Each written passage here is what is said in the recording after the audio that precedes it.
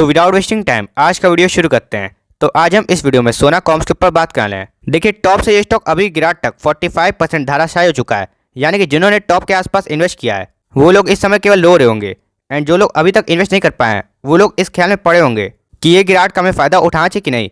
तो हम इस वीडियो में यही दोनों बातें जानने का प्रयास करेंगे। तो देखिए, जिन्होंने टॉप के आसपास इन्वेस्ट कर दिया है तो कायदे के अनुसार अगर कंपनी अच्छी है तो हमें केवल होल्ड करना चाहिए, एंड होल्ड करने के लिए कंपनी पे कन्विक्शन होना जरूरी है। तो सबसे पहले कन्विक्शन बैठाने की कोशिश करते हैं। तो देखिए, कन्विक्शन के लिए सबसे पहले कंपनी का बिजनेस समझना पड़ेगा कि कंपनी काम काज क्या करती है।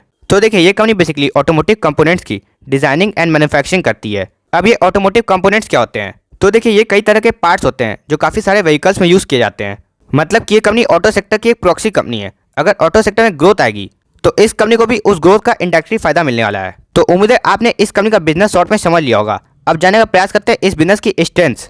तो देखिए, इस कंपनी की सबसे पहली स्ट्रेंथ है कि कंपनी एक फ्यूचरिस्टिक सेगमेंट से बिलोंग करती है। मतलब कि एक ईवी व्हीकल की कंपनी है।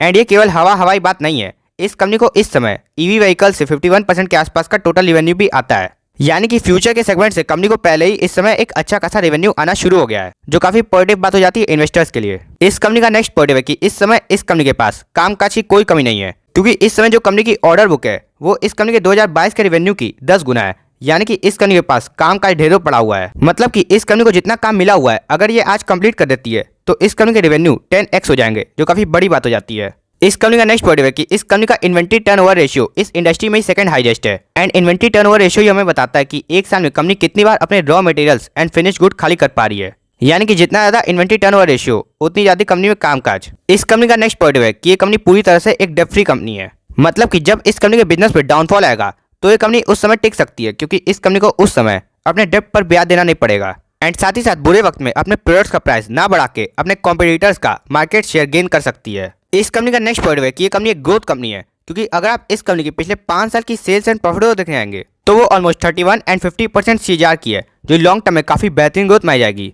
यानी कि पिछले 5 सालों में कंपनी ने ग्रोथ के मामले में अपने आप को प्रूव करके दिखाया है। तो ये थे इस बिजनेस के कुछ पॉजिटिव्स। अब बहुत लोगों का सवाल होगा कि जब कंपनी में इतने ज्यादा पॉजिटिव्स हैं तब इस स्टॉक में इतनी गिरावट क्यों देखने को मिल रही है? तो उसके पीछे मेनली 4 कारण है। सबसे पहला कारण है इस कंपनी का एक्सपोर्ट ड्रिवन होना, क्योंकि इस कंपनी को most of the revenue north America, China and Europe से आता है। एंड यहीं पे स्लो डाउन आया हुआ है। तो जहां से कंपनी को रेवेन्यू आता है वहीं पे कामकाज की कमी पड़ जाएगी। तो इस कंपनी का रेवेन्यू इंक्रीज कैसे करेंगे? दूसरा कारण है इस समय ऑटो सेक्टर में स्लो डाउन आना। एंड क्योंकि ये कंपनी ऑटो सेक्टर की प्रॉक्सी कंपनी है, इसीलिए इस कंपनी में भी इस समय डिमांड की कमी देखने को मिल रही है। क्योंकि देखिए, सिंपल सी बात है, जब मालिक ही नहीं चलेगा तो बच्चा आगे कैसे बढ़ेगा? एंड देखिए, तीसरा सबसे प्रमुख कारण है प्रमोटर्स के इस कंपनी से 20% शेयर ट्रिम करना। अब देखिए, ये वो प्रमोटर्स नहीं है जो कंपनी को अपना दिमाग लगा के खड़ा करते हैं। ये वो प्रमोटर्स हैं जो किसी अच्छी कंपनी में स्टार्टअप के स्टेज में इन्वेस्ट कर देते हैं, एंड जब उसमें उन लोगों को प्रॉफिट हो रहा होता है तो वहां से प्रॉफिट बुक कर लेते हैं। यानी कि इन्वेस्टर्स के लिए ये घबराने की बात नहीं है, लेकिन प्रमोटर्स की बिकवाली से नेगेटिव सेंटिमेंट्स तो बनते हैं, इसीलिए स्टॉक में गिरावट देखने को मिली है। एंड देखिए, चौथा कारण भी काफी जरूरी है, वो है इस कंपनी की वैल्यूएशन। इतनी गिरावट के बाद भी ये स्टॉक वैल्यूएशन भाई सस्ता नहीं हुआ है, क्योंकि अभी इस कंपनी का पी रेशियो 73 के आसपास है, वहीं इस इंडस्ट्री का पी 17 के आसपास है। अब बहुत लोग कह सकते हैं कंपनी में ग्रोथ अच्छी आ रही है तो कंपनी को इंडस्ट्री से एक्स्ट्रा पी मिलना चाहिए। तो अगर आप इस कंपनी का पीईजी रेशियो देखेंगे जो किसी कंपनी के पी को उसकी ग्रोथ के साथ कंपेयर करता है, तो भी इस समय 1.4 का है। यानी कि 45% की गिरावट के बावजूद भी ये स्टॉक अभी भी 30% महंगा है ग्रोथ के मुकाबले। तो हमने इस बिजनेस के पॉइंट्स समझ लिए एंड ये भी जान लिया स्टॉक में इतनी गिरावट देखने को क्यों मिल रही है। तो अब सबसे मेन मुद्दा आ जाता है कि एज ए इन्वेस्टर हमें इस कंपनी में क्या करना चाहिए। तो जो लोग फ्रेश इन्वेस्टमेंट करना चाहते हैं वो लोग इस कंपनी को इस समय देख सकते हैं, क्योंकि देखिए, इस स्टॉक में 45% की गिरावट पहले हो चुकी है। एंड अगर कंपनी में इंटरनल प्रॉब्लम नहीं है तो वो कंपनी 60% से ज्यादा नहीं गिरती है। यानी कि हो सकता है यहाँ से 5-10% गिरावट और हो जाए, लेकिन प्राइस करेक्शन के हिसाब से यहाँ पे मार्जिन ऑफ सेफ्टी अवेलेबल है। वही वैल्यूएशन के हिसाब से भले ही अभी ये स्टॉक अभी भी महंगा है, लेकिन अगर इस कंपनी में आने वाले कुछ क्वार्टर्स में 20-30% की ग्रोथ देखने को मिल जाती है तो इस कंपनी का पी रेशियो अपने आप एडजस्ट हो जाएगा। तो अगर हमें इस कंपनी में फ्रेश इन्वेस्टमेंट करनी है तो उसके लिए जानते हैं इस स्टॉक के सपोर्ट जोन। तो देखिए, आज की गिरावट के बाद जो 450 के आसपास इस स्टॉक का एक सपोर्ट बना था वो भी ब्रेक हो गया है। तो अब काफी पॉसिबिलिटी बन जाती है कि ये स्टॉक अपने नेक्स्ट सपोर्ट जोन जो कि 400 का है वहां तक इजिली आ सकता है। तो देखिए, जिनके पास एक भी क्वांटिटी नहीं है वो लोग करंट मार्केट प्राइस के आसपास थोड़ी क्वांटिटी ले सकते हैं। फिर जब ये स्टॉक 400 के आसपास आए तो हम और एवरेजिंग करने वाले विचार कर सकते हैं। वही देखिए, हमें इस कंपनी में लमसम नहीं करना है, क्योंकि ये स्टॉक कंटिन्यूसली डाउन ट्रेंड में है। हमें केवल सपोर्ट के आसपास थोड़ी मोड़ी क्वांटिटी खरीदनी है कि जब ये स्टॉक यहाँ से रिवर्ट कर जाए तो हमें काफी अच्छा फायदा हो जाए।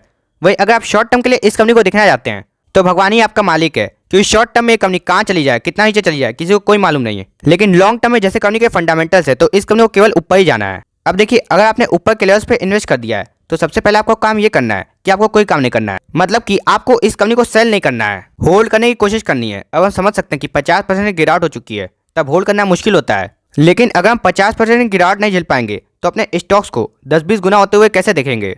तो इसलिए आपको इस स्टॉक को केवल होल्ड करने की कोशिश करनी है। एंड अगर आपकी एलोकेशन अभी 5% के नीचे है तो आप स्लोली एंड स्टेडली सपोर्ट के आसपास थोड़ी मोटी क्वांटिटी बाय कर सकते हैं। एंड सपोर्ट तो हमने आपको बता ही दिया, एक 400 के आसपास है। एंड बाई चांस ये सपोर्ट भी टूट जाता है तब 333 के आसपास है। तो आप इन दोनों सपोर्ट पे ध्यान रखिए। तो हम उम्मीद करते हैं आपको वीडियो पसंद आया होगा। तब तक के लिए आप हंसते रहिए एंड मुस्कुराते रहिए एंड इन्वेस्ट करना कभी मत छोड़िएगा। तो मिलते हैं नेक्स्ट वीडियो में, तब तक के लिए दिस इज दान साइनिंग ऑफ।